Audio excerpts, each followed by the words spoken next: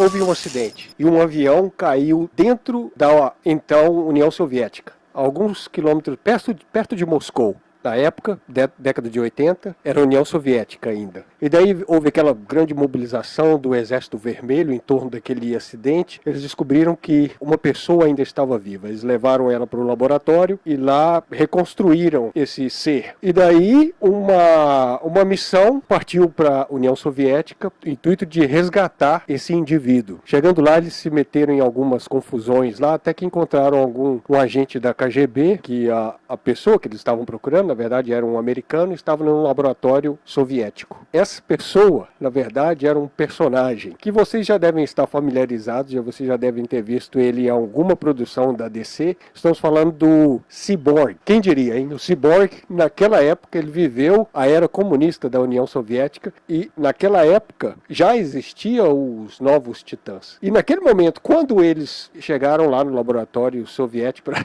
resgatar o amigo deles, o Cyborg, o nome dele é Vic, né? O que aconteceu? Os cientistas soviéticos disseram que o Vic, o Cyborg, que foi reconstruído agora com tecnologia comunista da União Soviética, não poderia deixar o país, porque as peças que eles usaram nele pertenciam ao governo soviético, ao povo da União Soviética. E assim começa um conflito entre americanos e soviéticos nos quadrinhos, que era muito comum na década de 80, durante a Guerra Fria. E é através dos quadrinhos que muitas pessoas, quando criança, né, tinham algumas aulas de história, sabia a respeito dos conflitos que aconteciam pelo mundo afora. Por exemplo, a Guerra Fria, o conflito na Irlanda do Norte, os conflitos entre protestantes e católicos da Irlanda do Norte, por exemplo. Houve um episódio do Demolidor, onde ele enfrentou um inimigo chamado Celta. Era o Celta o nome dele? Eu acho que era Celta. Esse cara, ele era uma espécie, um assassino do IRA, Exército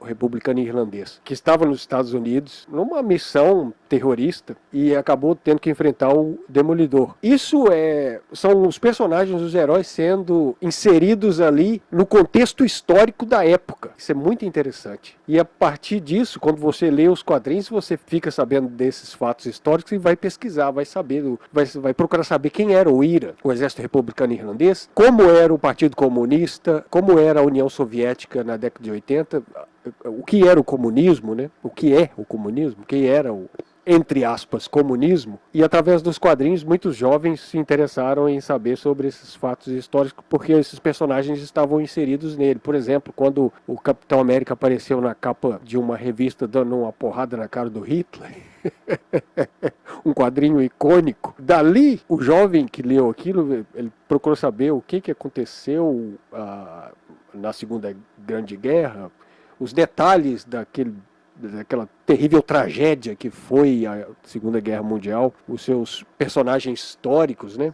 Tudo que acontecia ali naquela época. Então, isso que é interessante nos quadrinhos, o que era interessante naquela época, e eu não sei que se tem muito disso hoje em dia. Não sei se os personagens, se eles conseguem se eles inserem esses personagens dentro do contexto histórico de uma forma didática, de uma forma onde a pessoa vai não apenas se divertir, ter bons momentos com conteúdo de entretenimento, mas também vai iluminar sua mente com alguns fatos históricos, conhecimento sobre geopolítica e etc., né? Aquela época, eu estou falando de final de década de 70, início de 80, durante toda a década de 80 nós tivemos vários clássicos dos quadrinhos, tanto de ambos os estúdios, tanto Marvel quanto DC, que eles tinham uma pegada muito adulta e eles abordavam temas polêmicos, temas históricos, inseriam esses personagens dentro desses contextos históricos e era muito interessante, cara.